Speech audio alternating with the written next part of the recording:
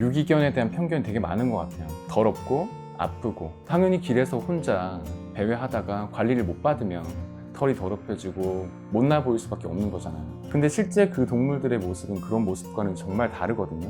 목표가 딱 한 가지였어요. 제대로 알려지지 못해서 안락사되는 동물들을 사람들한테 알리자, 최대한 많이 알리자라는 의미로 포인핸드 앱을 개발했었는데 사용자가 어느 순간 10만 명이 넘어선 거예요.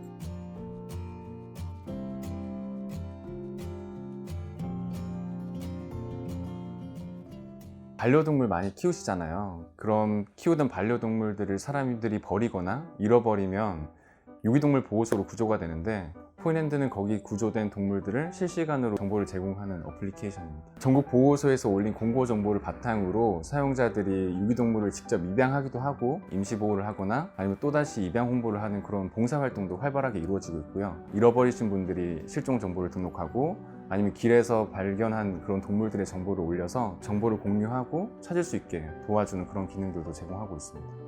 2013년도에 유기동물 보호소에 이제 근무를 하면서 관리를 하게 됐는데, 유기동물이라고 했을 때 문제가 있어서 버려졌다는 생각을 했었는데 구조되는 동물들이 너무 건강한 경우가 많았고, 그런데 이제 사회적으로는 이런 동물들을 알리고 보호해주는 약간 그런 인프라가 제대로 안 갖춰져 있는 상태라서 그 동물들이 제대로 알려지지 못해서 대부분 안락사되고 있더라고요. 안락사라는 게 정말 극심한 고통을 겪고 있거나 뭔가 치료가 불가능한 질환에 감염돼 있을 때 그런 고통을 경감시켜주기 위해서 하는 게 안락사인데, 사실 보호소에서 현재 이루어지고 있는 안락사는 단지 누군가 데려갈 사람이 없다라는 이유로 개체수 조절을 위해서 안락사를 하고 있는 거잖아요. 적어도 이런 동물들이 좀 알려져야 되지 않나라는 생각에 보호소에 근무하면서 그런 포인핸드라는 앱을 이제 본격적으로 개발하게 됐던 거죠.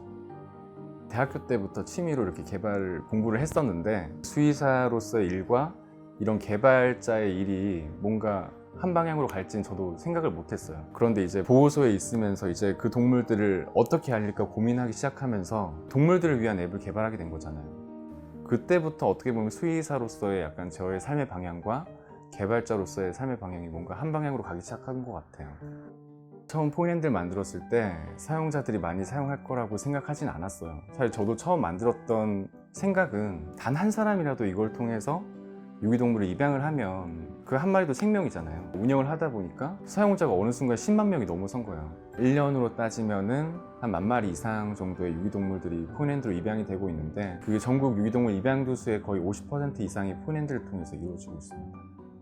사람들이 입양 문의를 많이 하는 동물들과 없는 동물들이 갈리게 되더라고요. 품종 있고 어린 동물들은 사람들이 정말 줄을 설 정도로 입양 문의가 많은데, 품종이 없는 믹스견이라든지 대형견들은 아무도 입양을 하려고 문의를 하지 않는 거예요. 어느 정도 이해를 해요. 선호하는 품종이 있는 거고 어린 동물을 먼저 입양을 받고 싶은 거고, 대형견 같은 경우는 한국에서는 약간 수요가 없지만 해외에서는 입양하고자 하는 문의가 지금도 계속 오고 있거든요. 해외 입양을 원하시는 분들하고 국내에 있는 유기동물 보호소의 대형견들을 연결해주는 그런 작업들을 앞으로 해나갈 거고, 노령견 같은 경우는 사실 정부의 지원이 좀 필요할 것 같아요.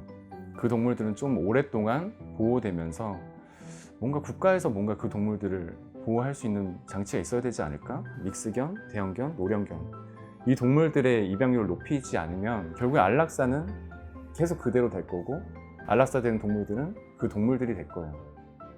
반려동물을 처음 가족으로 맞이하기 시작할 때부터 죽을 때까지 해야 될 것들이 있다고 저는 생각을 해요. 품종에 대한 편견, 유기동물이라는 편견 없이 입양을 해야 된다고 생각하고, 키우면서 같이 살아가는 동안에는 가족처럼 정말 아끼고 사랑하고 죽을 때까지 함께 해주는 게 반려인으로서 가져야 될 태도가 아닌가 생각합니다. 유기동물 문제가 해결되고 반려동물이 하나의 생명으로 그리고 가족으로 당연하게 인식되는 문화가 만들어졌으면 좋겠어요.